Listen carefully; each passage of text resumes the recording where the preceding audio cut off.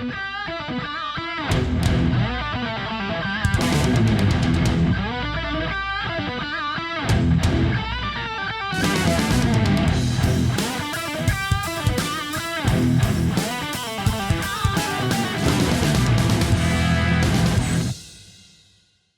call may be monitored and recorded for quality assurance.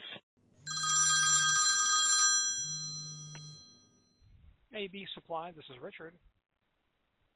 Yeah, hi. This is Joel with General Contractor. We worked together on a project in Fort Dodge, Iowa, probably in 2020 or 2021. It's been a couple of years. How have you been? Awesome, thank you. And yourself? Good.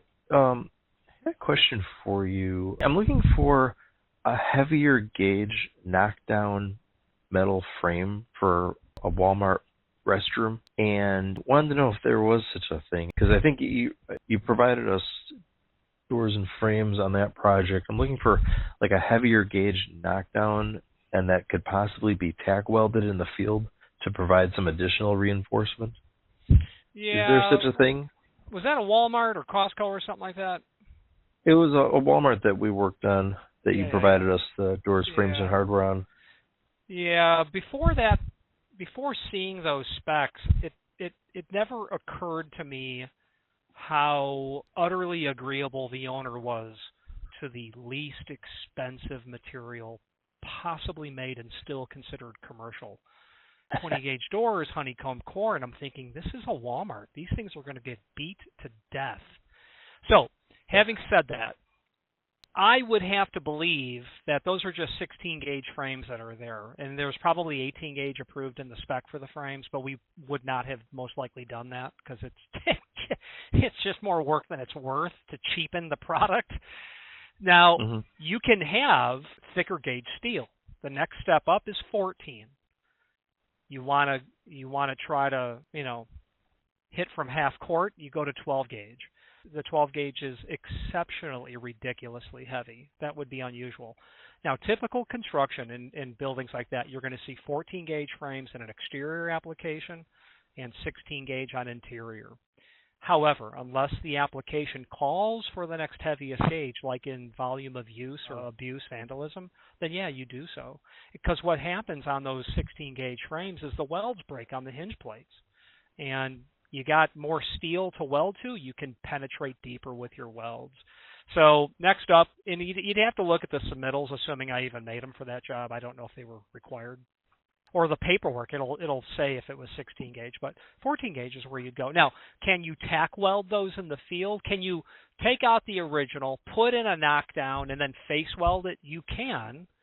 You're going to run the risk of setting the wall on fire and setting off sprinklers and that stuff, fire safety equipment. Because welding is 1800 degree Fahrenheit. Okay. But if we wanted to, 14 gauge would be heavier duty. I'm having trouble finding a spec that lists it. I should go back to the project that we worked on and see if I think I do remember you having submittals. I should go back and look and see. But if we were looking for a 14 gauge knockdown, do you have an idea how fast something like that could be made and shipped? Well, 10 business days if cost is no object. Otherwise, factory lead time, is probably going to be 4 or 6 weeks. I don't know what I supplied on the job in terms of locations for hardware. So tell me, what's wrong with the frame now? They're a little bit beat up, and they've got epoxy grout on them, and we're doing a gut rehab of the restrooms, and to leave the old frames with this epoxy grout it's nearly impossible to get off without taking a grinder to it. Yeah. And they're a little beat up to begin with, so we're looking to replace them. But we just turned over the bathrooms yesterday, so somebody should have noted it several weeks ago, because we started them about 4 weeks ago. We could have gotten welded frames and done it the right way. So we're trying to do it with knockdown so we don't impact the new tile that we put in and the new flooring that a contractor put in. It's like a polished concrete floor. Yeah, so it's all good. It's just remodeling work sometimes is a hassle. And so at the end of the day, you can have whatever you want when it comes to hollow metal. I would think that those doors, those bathroom doors, and they should change their spec moving forward to say bathroom doors must be 14 gauge. It's, you know what the upcharge is between 16 and 14 gauge? Like, I spend more at Starbucks in 2 days. Oh, is that it? It's pennies. Wow. And yeah, what they should do on those, they should do galvanized on those as well. Change the spec, make them 14 gauge galv, and you're looking at maybe $50 a frame, and be done with it. Be done with it. Yeah, I'm looking at your submittals from that Fort Dodge one, and yeah, they're definitely 16 gauge jams. Okay.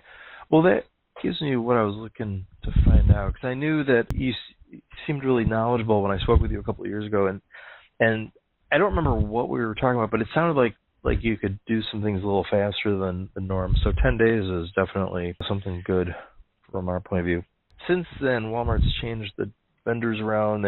Walmart's buying doors and frames now directly, and the vendor that they put us in touch with refuses to send a knockdown frame. They said they've been forbidden by Walmart, and we're telling them we have approval, and they're saying we don't care. We've been forbidden whether you have approval or not. So now we're trying to find somebody who we can get a knockdown frame from fast, who's familiar with the Walmart prep and standards and all that. That response is two-dimensional because that response does not incorporate remodeling work. New construction, welded all the time. Love it. Frame is on the job site before the framers bring in the studs. Perfect. That's ideal. But in your application, unless you're going to rip drywall back and get to the studs so that you can slide in and then bring studs to the back of the throat of the frame, there's no way to do it. Yeah, and we've got brand new, beautiful ceramic tile on the wall on the inside, too. Yeah. We don't want to have our tile setter have to come back. Yeah. And I spoke with our liaison with Walmart, our construction manager for the project, and he said, yeah, the door supplier is correct. They've been forbidden. But he said, you guys are approved. It's just they're forbidden. So he said, just make sure that you get something that's reinforced. So that's where we're looking for some heavier gauge and reinforced for what? Just for the abuse that they get. Oh. I didn't ask him, but we assumed he meant a heavier gauge. Yeah, I mean, it's hard to talk technically about hollow metal to people that just use, plain English. So when someone says reinforced, my answer is, what are we reinforcing it for? Are we talking about double thick hinge plates? Are we talking about hardware reinforcements? Are we talking about... I just got off the phone with him fast thinking that he meant heavier gauge. But yeah, if there's any way to reinforce like the hinge points, things that are going to take, strain, I'm all for it as well. I defer to your expertise. Well, what I would do in this case, if you're literally going to try to get a knockdown and then get it over the wall and then have someone come in there and weld it in the field, and we've done that. The other problem with dressing that weld is you're grinding, and now you're spitting microparticulate metal everywhere. What you do before you do all of that is your welder lays that frame on the back, and he'll see where the hinge plates and the strike is welded. Yeah, get in there and start welding it. MIG welding is great on that. And then obviously having the reinforcement there for your door closer, for your strikes, or whatever that hardware is on that opening. You make sure there's steel there to drill and tap to. Non-reinforced headers and whatnot for closers is just an awful idea. And then some guy puts sheet metal screws. Yep, that's going to last on a Walmart. If you've not hit subscribe yet, we would very much appreciate if you did, and hopefully you're enjoying this video. Now, let's get back to it. Okay. So let me see. I'm going to talk to my superintendent on site and see what we want to order and if 10 days works. We're not going to get any faster. If 10 days doesn't work, then we got to figure out a plan B. And if that becomes a problem, what you could end up asking them to consider is a full surface continuous geared hinge, because that's going to shut the door permanently on a hinge failure, permanently. Yeah, I think we usually opt for those because it makes the prep easier with existing doors. Because I think we're going to try to salvage the existing door. The existing door looks fine. Yeah. You know, it's used clearly, but it's fine. Yeah, and that's where this is going. Like, let's not even worry about the hinge locations. If it's push and pull hardware, you just need, I don't recall what size that was, but let's assume it's 3070. You need a frame. Yes, it is. You'll get some filler plates for the hinge preps, and you're off to the races. And I think Seco in Carol Stream stocks all of this, so it would be, it's not just like, 2 hours and they ship it out. That's not how that works. But nonetheless, it would be something that ought to be able to ship out really quick, and then doesn't carry the surcharge of something custom and something custom made quickly. So it's obscene, but we're not all choking on how costly it is. Yeah.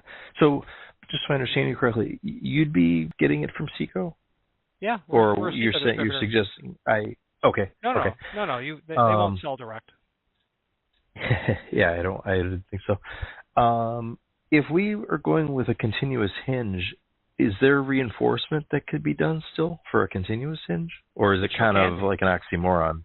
No, you want a reinforcement. Any hardware, any surface applied hardware must be reinforced. So what we would want to do in that case is take a piece of steel that's like 1.5 inches wide and get it behind the face of one of the jambs where you're going to drill and tap for the screws, and we're going to tack weld that in there is what we would want to do. Ideally, it really boils down to what's the shop turnaround time, and if it's too long, well then great, I'll have them put a flat astragal on the order, and your welder in the field's going to do it.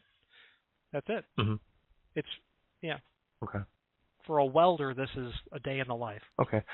Yeah, let me see what else we need, and I'll reach back out to you. I may call you with my superintendent, who's a little more knowledgeable about the stuff than I am, so we can make sure that we are getting what we need and making it is either as easy for you and your team or as easy for our installers on site. Right. One or the other.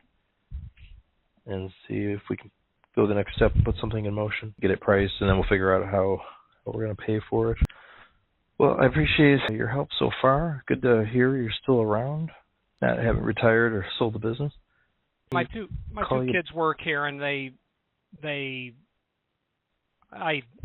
not done yet with. You got a succession plan. It sounds like. Yeah. Oh yeah. No, they're the fifth generation of my family. Back in Chicago. Oh, wow. It was Chicago Builder Supply, 3701 North Harlem for decades. So it's, we all need jobs, it turns out. Okay. Let me see what I can find out and see if we can put this in motion and get back to you as soon as possible with the specifics, and we'll go from there. Awesome. Great to hear from you, sir. Thank you. Well, thank you. I'm going to shoot you an email just so you have my info now. We'll try to make something work also on some other projects going forward. Thank you, sir. Okay. Talk to you soon. Bye-bye. Thanks for your help. Bye-bye. Thank you for watching, and if you've enjoyed this video, please click thumbs up. Please subscribe and maybe even send the video to someone that you know. Thank you.